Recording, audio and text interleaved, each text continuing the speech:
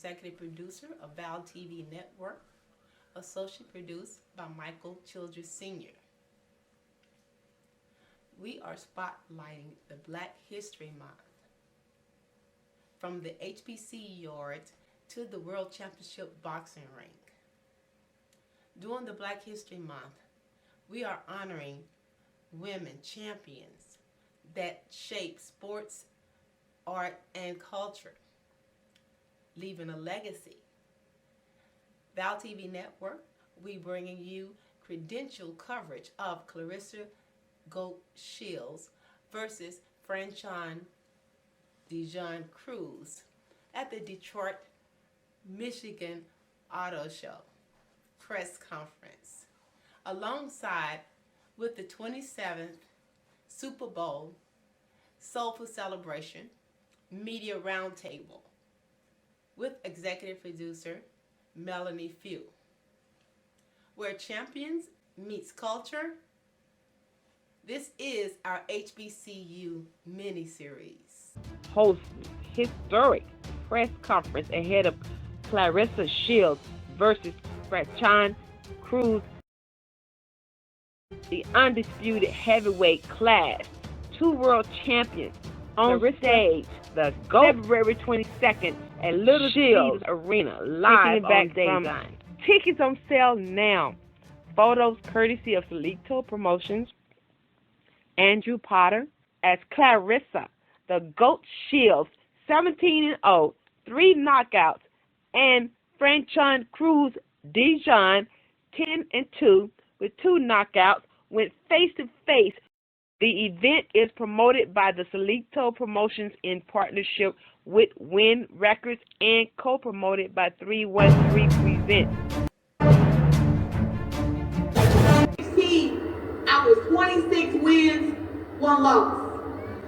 1. I finished my amateur career 77 wins and 1 loss. That same loss stayed there for 4 years. I have not lost a fight in boxing since 2012. We are in 2026. Let's go, bro!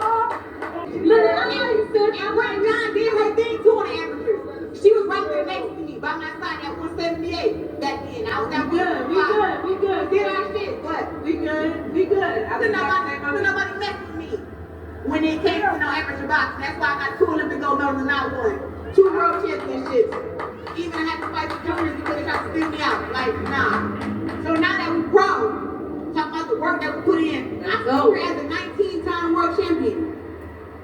19. That's right. Well, say it again. That's right. 19 world championships. I am champion at 5 different weight classes. Yeah. 5. Can't nobody take nothing from me. That's right. Can't nobody put out an arm from me. You got a promoter, you got backing. I'm out here like a mixtape rapper. That's how I had to hustle, but that's cool. Beyonce. We had the same team before. Manager and promoter. I guess it just didn't work out the way it worked out. We here now. We good though. We back here. We here. And now we back here. Family feud. I can do everything in my power to not only whoop Franchon, like I did in our pro debut with a unanimous decision. Because I had 2.5 week notice and I was walking your ass down that 4th round. I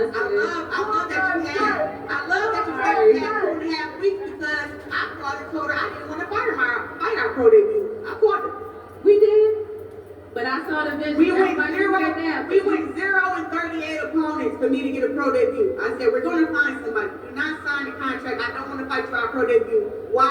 Because we are the Layla Ali and Ann Wolf fight that never happened. We can make millions fighting against each other down the line.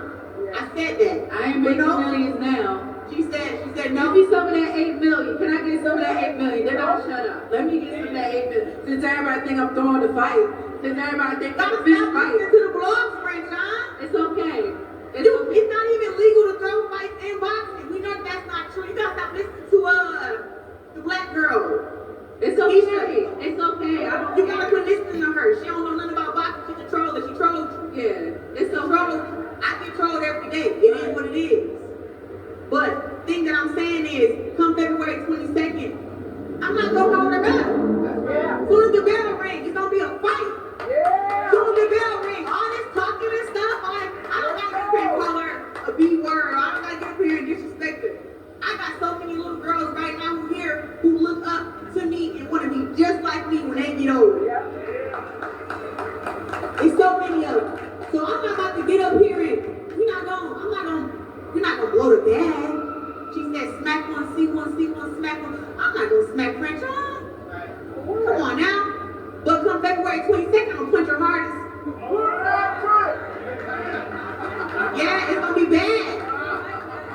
gonna be bad come February 22nd. And it might be bad because she can't fight or nothing like that. It's just that I have elevated, I've gotten better, I'm stronger. And talk about, if I thought I was strong at 168, which I was there 5 years ago, because I went right to 160 and stayed there for a long time. Then I had to skip. Nobody wanted to fight at 60, they all had got beat. 168, nobody would give me a challenge. I had to come all the way to 175 and fight against these damn giants. These damn giants who are not no walkovers. Who are not no walkovers. And I'm happy that Danielle Perkins is fighting on the undercard. So is Samantha Worthington fighting on the undercard. You're going about 140. We got great female talents who want to be fighting. And I'm just happy that I could be a part of that and giving them a platform to fight on. Franchon, something else you said that I just want to make clear. You said that you didn't know what the promotion was going on for the fight. Last time I fought at LCA, 5 weeks before, we had 21% of the building sold out. This time with 5 weeks left, we got 41% of the building sold out. Yeah, well, you need a mic? Is our mic on? So no, what we want to do is that,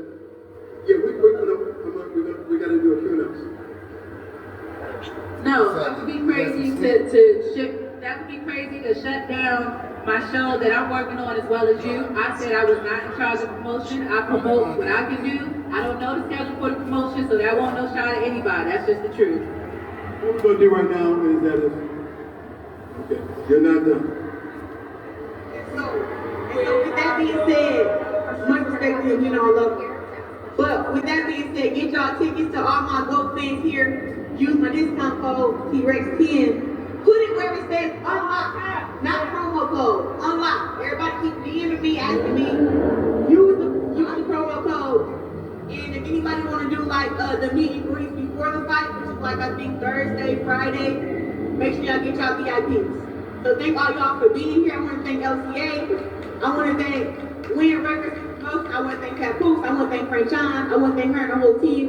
And y'all will get your money's worth on February 22nd.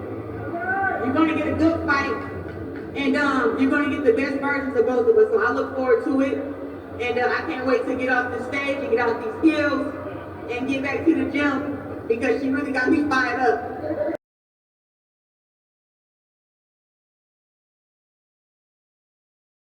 Right now.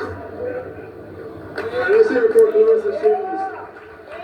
At this time, I'm going to ask questions of both fighters. Welcome to VAL TV Network and Chill Spot. Hi, I'm Valerie McConnell. Chill Spot, and we are interested in content. We are distributing on the VAL TV Network associated with Sinclair Broadcasting Network, Cox, and now we're on Vegas Live TV. Oh, good job.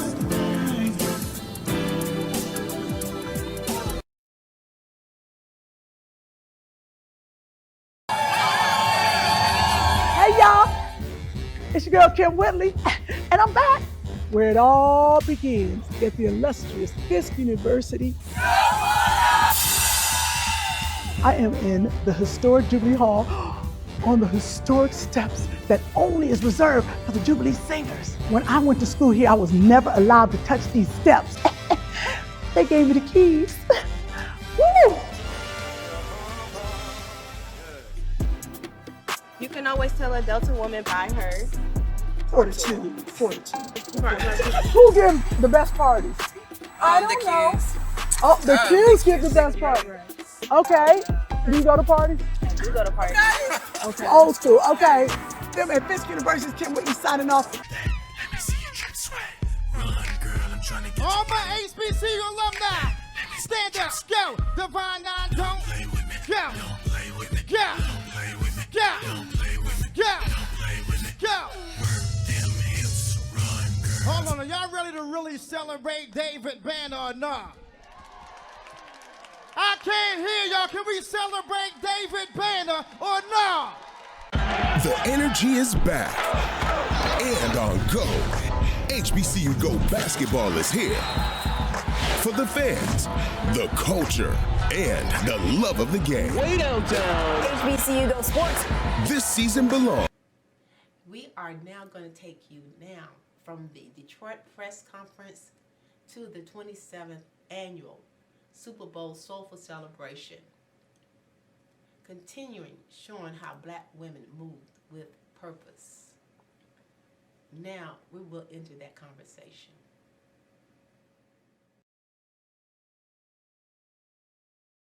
Morning. This is Tasha Witten with the Front Page Firm.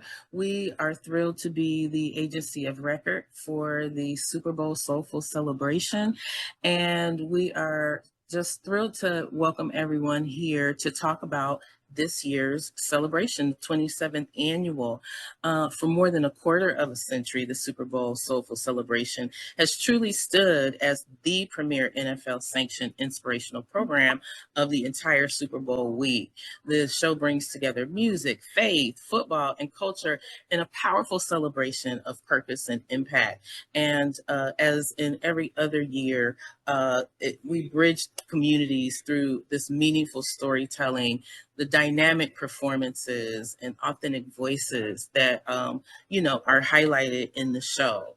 And so with that said, we have an incredible group of our creative team members and one of our performers here on the line with us today. We may also be joined by a couple more.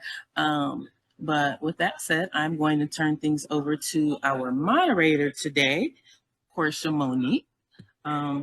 Please go ahead, Porsha, to guide us through today's discussion. Thank you so much, Tasha. Hello and good afternoon, everyone, and welcome to the 27th Annual Super Bowl Soulful Celebration Media Roundtable. I'm Porsha Monique, founder and CEO of Relevance Media, and I'll be serving as your moderator today. So before we begin, a few quick housekeeping notes. Please keep your mics on mute when you're not speaking. Use the virtual hand feature if you have a question. And we'll also be doing one question per outlet today.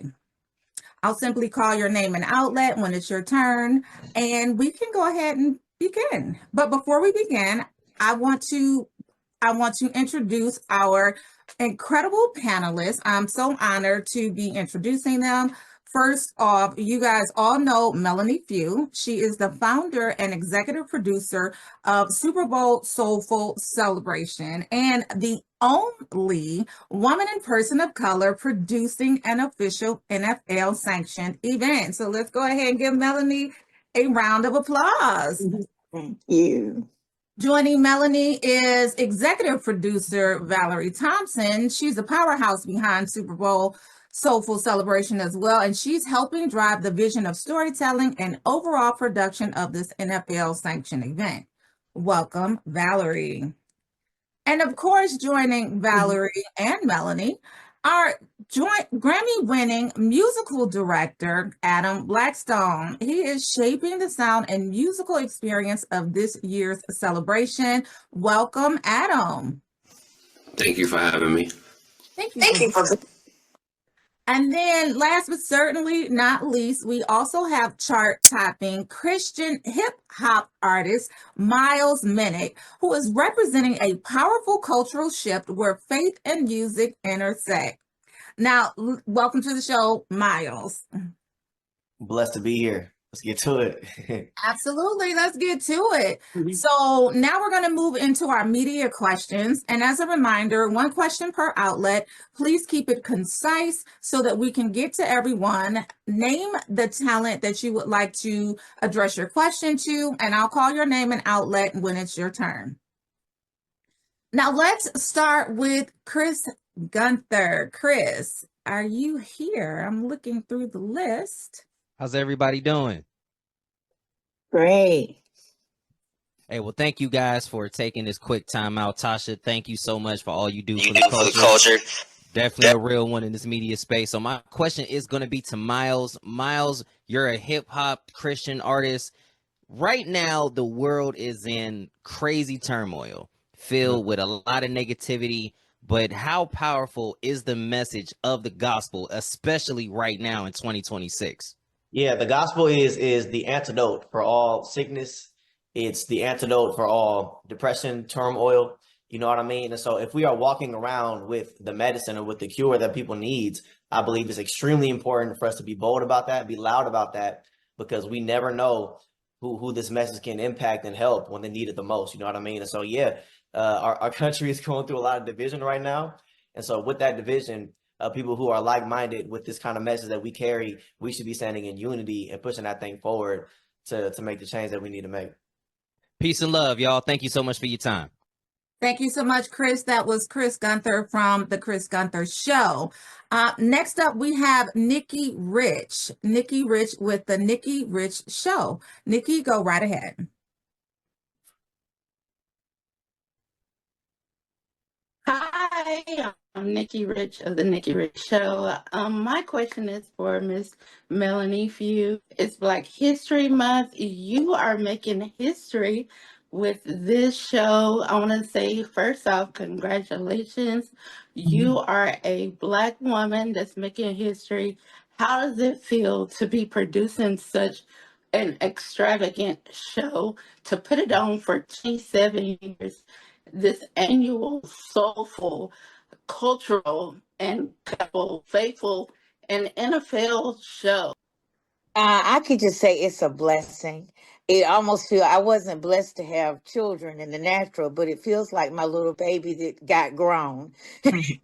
So I'm grateful, but I'm very, very, I want to be very, very clear, because when people say, how did you do it? It definitely was not how I did it. It was how God and the people that have surrounded this vision, we've done it together. This is nothing that one person could do alone. And so I'm grateful that God has put just some amazingly talented, gifted, wonderful people in my life who have been an integral part of this journey, and an integral part in how we go forward from here. And so, and those people on this Zoom today. So all I can just say is I'm grateful. I'm grateful that he chose me to give me the vision, but it definitely has not been a solo effort. Much, Melanie. And Nikki Rich. And Melanie, I want to stay with you for a second, because I want to give you a chance to give us an overview and a welcome for all of the journalists that are here during this roundtable. And then we'll just go in order from you, Melanie, Val, Adam, as well as Miles.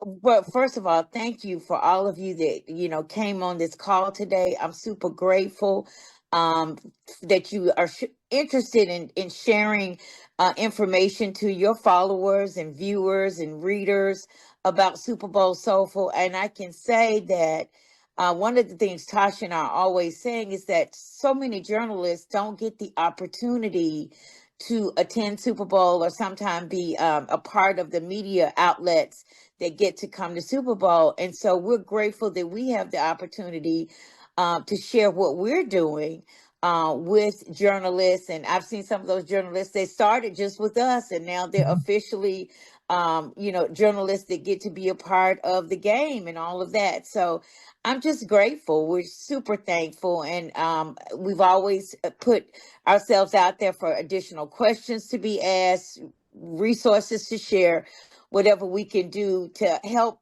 journalists help us. And so thank you so much. Thank you, Melanie. Now, Valerie, I would like to give you a chance as well. And hi, Melody. Thank you for taking my question. My question is the Soulful Celebration. It has been a staple for the Super Bowl week. And when you first envisioned it, when you found it 27 years ago, was this your vision? Actually, no, it was not. I'm aging myself here, but I went to a Super Bowl back in the early 90s. I was right out of college, and I'm not gonna lie, this was my before Jesus years, okay? And I was partying all week, having a ball. By Sunday, I was looking for a church service. I was like, Lord, help me, please. And so I was with a friend who was an assistant vice president at the NFL. She had been flourishing. And so that Sunday I said, they have a gospel event, because, we started out as gospel.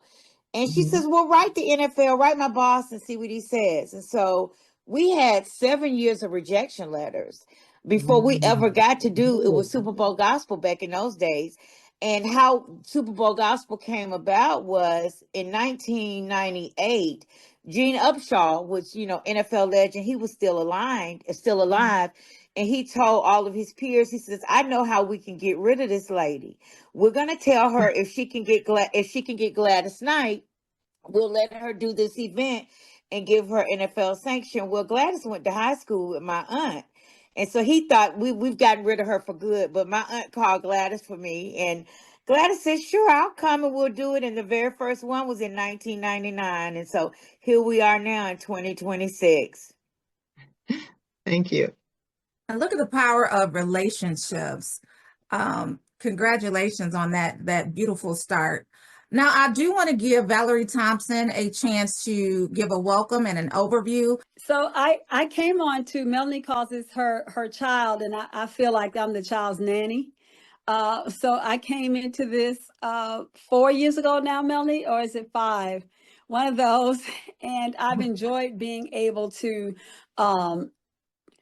create new avenues for this property that has been so successful for so long. And I wanted to be able to give it new eyes and for people to be able to see it in places they hadn't seen it before.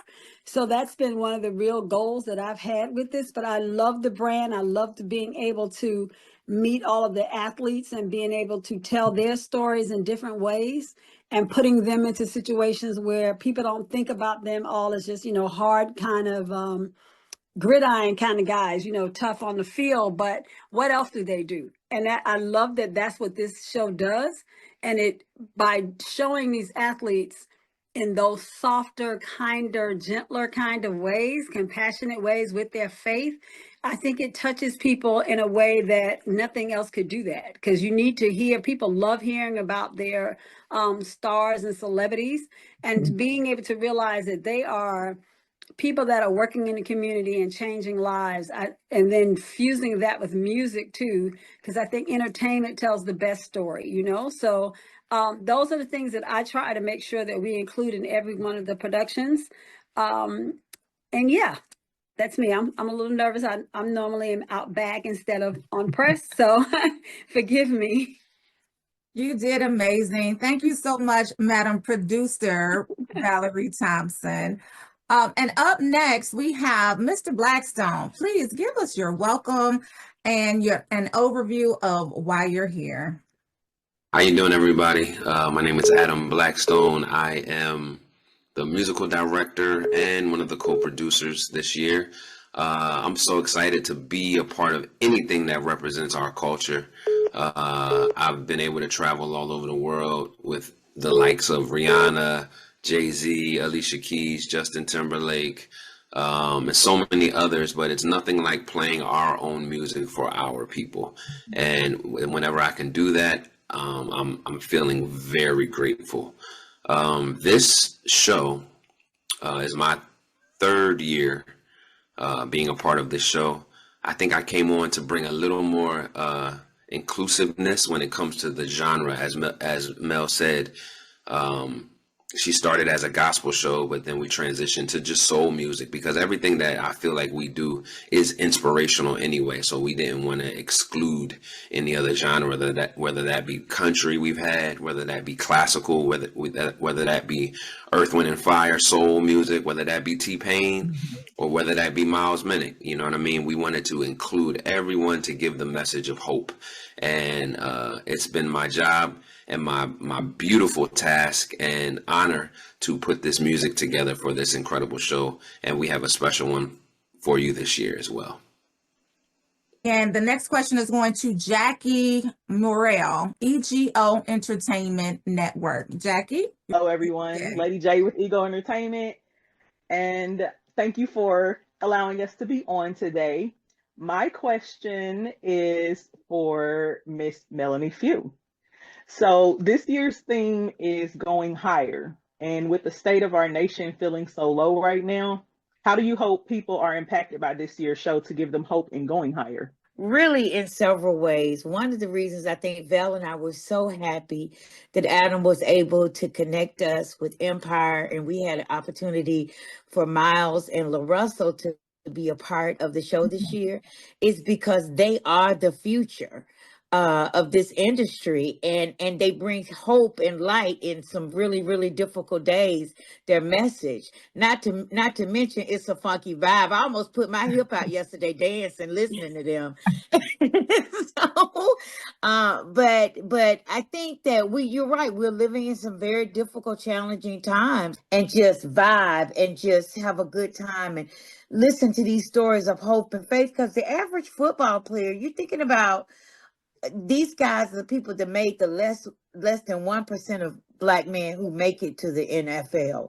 Most of them have really serious stories of hope and faith, where all they were a little boy and all they wanted to do was dream so that their mother could come out for her job, or, pour back into their family. And so, you always see people talking about the negative stories, but it's so many positive stories. I mean, I meet so many guys from the NFL. Number one, they love music. A lot of them want to be performers themselves. But the other thing, I have met so many guys that have told me all I wanted to do was to just make it so that I could show people about the glory of God and the glory of faith. And all I wanted to do was be able to call my mother and say, Mama, come home from your third job or what have you. And so that brings us a lot of hope to be able to tell those stories.